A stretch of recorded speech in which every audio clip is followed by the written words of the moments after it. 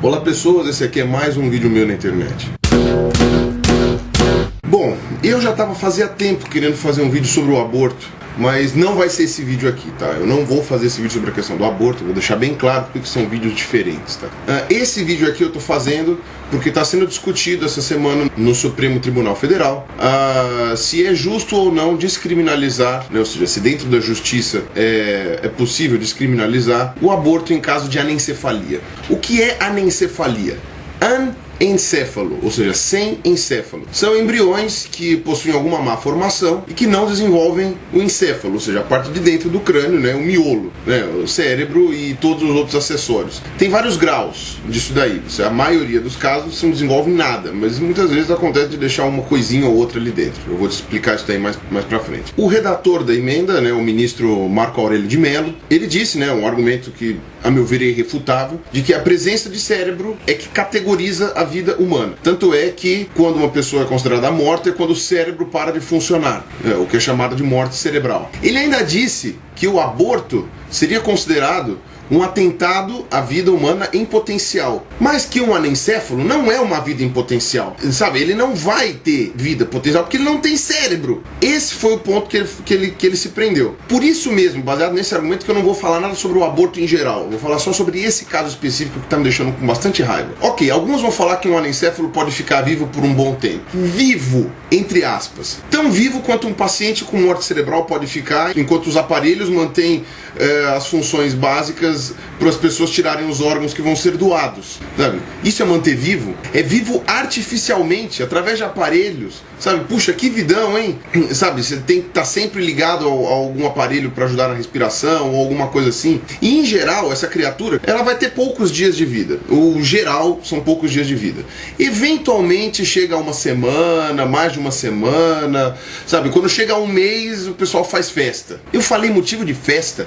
É isso aí, festa! O pessoal comemora a sobrevivência por algumas horas a mais de uma pessoa sem cérebro. Isso não é uma questão de deixar vivo alguém que potencialmente pode ter algum tipo de vida, ou alguém que pode sentir algum tipo de prazer, de alegria, de carinho, de afeto, ou de aprender alguma coisa, e até mesmo de tristeza, de sofrimento, que é o que acontece com alguns casos de paralisia cerebral, por exemplo. Sabe, querer manter viva uma criatura dessas, sabe, é como um bichinho de estimação, sabe? As pessoas, é um tamagotchi. Não é ninguém que possa ter uma vida. Não sente prazer, afeto, amor, tristeza, sofrimento, felicidade, não sente nada. Provavelmente tem alguma contração de dor, porque eu imagino que a medula desses casos seja formada, então você ainda tem a questão de arco reflexo, né? Então dor provavelmente ainda sente. Ou seja, você pode falar que é amor de mãe, que é força de vontade, que é ética, que é religião, o que você quiser. Na minha opinião, eu chamo isso de doença. Sabe, ficar criando uma criatura sem sentimentos, com uma vida artificial, que vai morrer em poucos dias,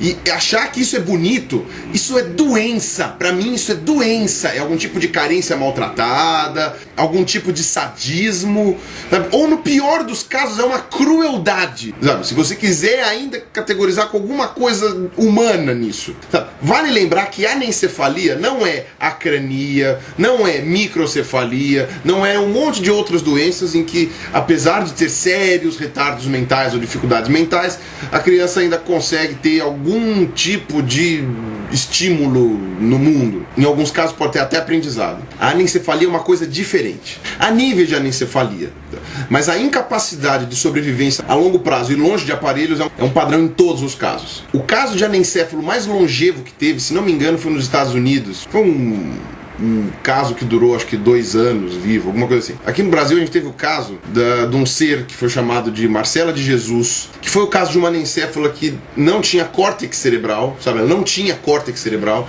mas ela tinha aquela base troncocefálica, que é a parte mais basal do encéfalo, que mantém as funções tipo respiração, batimento cardíaco, essas coisas. Lindo. A mãe criou esse boneco, porque é isso que é um boneco que respira.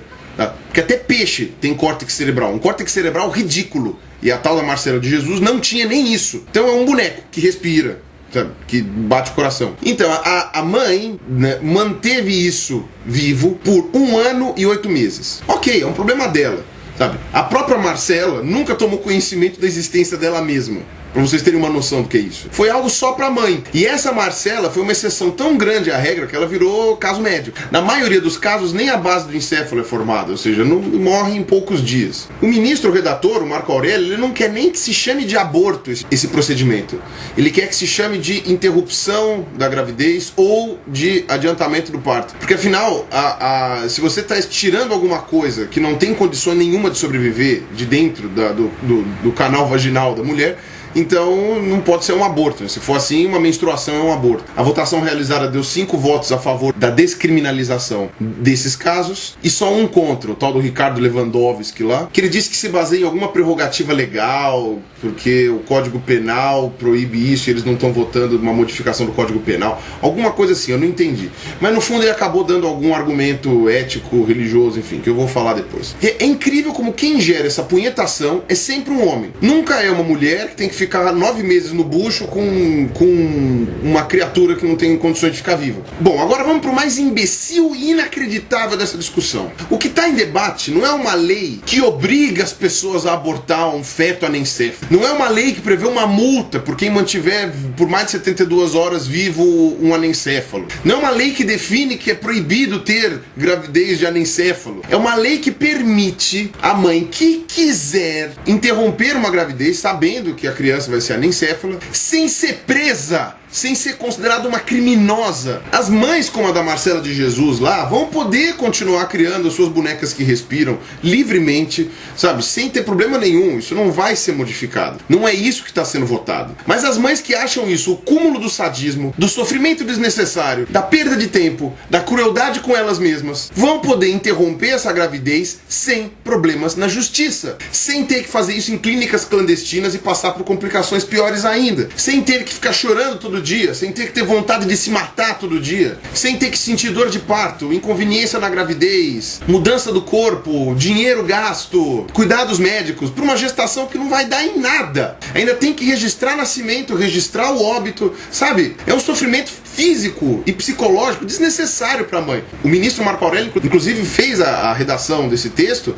baseado em relatos de mães que tiveram que ter a porcaria da massa anencéfala lá por uma questão de lei, e que os psicólogos eles categorizaram no mesmo nível da tortura. Você manter essa gravidez até o final, para uma mulher, é igual ou pior do que uma tortura. Você pode categorizar psicologicamente isso como uma tortura mental. E só para terminar, desde que começou essa votação no Supremo, grupos de católicos, evangélicos e espíritas estão acampados na frente da Praça dos Três Poderes, rezando e protestando para que essa medida não seja votada, ou que seja votada de forma negativa. Vai pra p...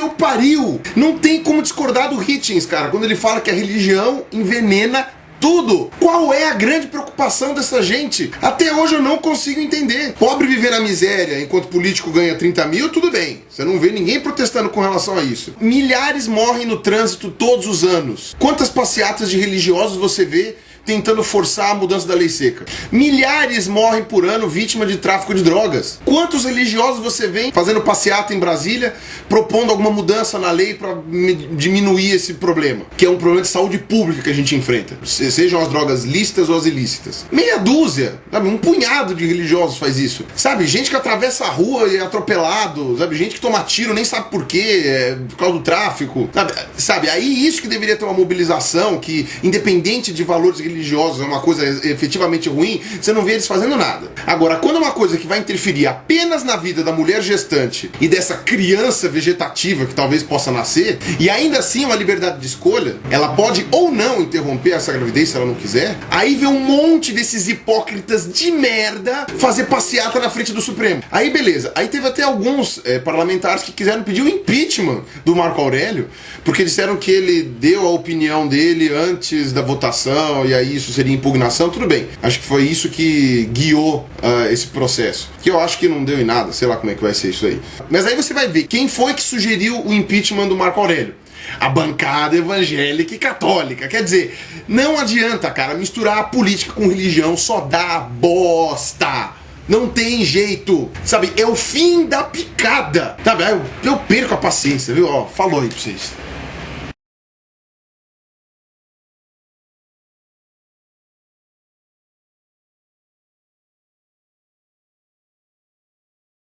Só para atualizar o vídeo, no dia de hoje, 6 ministros dos 10 que estavam votando votaram a favor da descriminalização do aborto de anencefalo. Então, a proposta a princípio está aprovada, mas eles ainda podem mudar de opinião antes do final da votação dos 10 ministros.